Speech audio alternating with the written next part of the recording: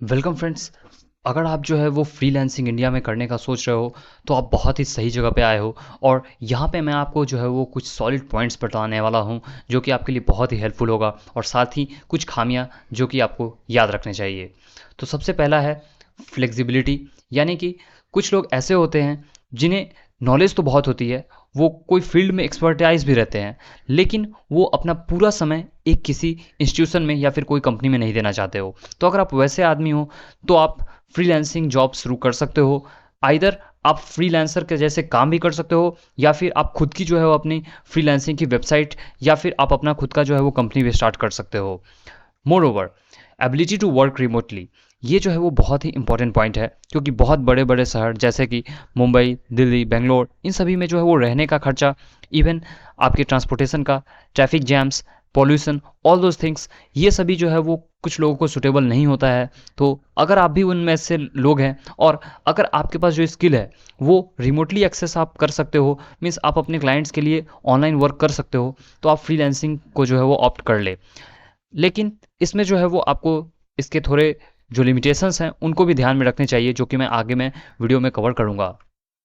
फिर जो है वो थर्ड आता है work with clients world wide. हाँ, ये भी एक बहुत ही अच्छा ऑप्शन है, क्योंकि कई बार ऐसा होता है कि आपके पास जो एक्सपर्टाइज है वो इंडिया में हो सकता है कि लोगों के पास जो है वो नॉलेज या फिर उतनी जॉब वैकेंसीज ना हो।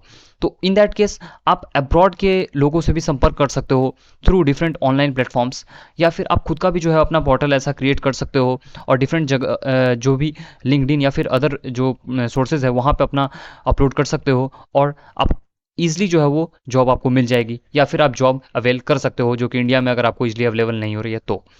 Now moving on to fourth point, working on multiple projects. ये भी एक बहुत ही बेटर ऑप्शन हो सकता है। अगर आप सिर्फ कोई एक पर्टिकुलर, जैसे हो सकता है कि आपके पास एक्सपर्टाइज हो बहुत सारे स्किल्स की, लेकिन शायद आप उसे इम्प्लीमेंट ना कर पा रहे हो, तो आप मल्टीपल प्रोजेक्ट्स पे जो है वो काम कर सकते हो। लेकिन इसके लिए जो रिक्वायर्ड है वो है management, time management, project management, ये सभी आपको आना चाहिए, तभी आप ये कर पाओगे। सो अगर आप ये सभी चैलेंजेस उठाने के लिए तैयार हो तो वेलकम टू फ्रीलांसिंग। उसके बाद जो है वो लास्ट पॉइंट है बिल्ड योर ओन नेटवर्क। तो ये बहुत ही इंपॉर्टेंट है, और ये जो है वो बिगनर्स के लिए नहीं है, लेकिन अगर आप बिगनिंग अच्छा करते हो और इसमें लंबे समय तक रहते हो तो आपका एक नेटवर्क भी बिल्ड हो जाएगा। क्योंकि आप जिसके लिए काम करोगे या फिर जिससे आप काम करवाओगे, तो आप सभी का एक बॉन्ड बन जाता है कि हाँ, ये बंदा तो अच्छा है, मैं इससे काम करवा सकता हूँ या फिर मैं इसके लिए काम कर सकता हूँ। और जो इसमें पेमेंट होता है वो चूँकि ऑनलाइन रहता है, तो वो भी एक इशू होता है, तो उसका जो है वो थोड़ा-सा आपको पहले कॉशन लेना होगा। और अगर आपके जो है वो इन सभी वर्क से शायद क्लाइंट खुश होते हैं, या फिर आप अपने जो वर्कर हैं उनसे खुश होते हैं, तो फिर ये जो है वो एक अच्छा रिलेशनशिप एस्टेब्लिश हो जाता है। और कई बार तो ऐसा भी देखा गया है कि पहले लोग फ्रीलांसिंग के जैसे शुरू करते हैं, और बाद में जो है वो एक अपना फर्म और खुद का जो है वो बिज़नेस भी स्टार्ट कर लेते हैं। So you can start like that also. लेकिन इसकी जो लिमिटेशंस है वो भी है कि कई बार ऐसा होता है कि आप कुछ क्लाइंट्स के लिए काम कर देते हो, और कुछ कई बार पैसे उतने नहीं मिलते हैं जितने जो है वो आपको बताया गया था स्टार्टिंग में।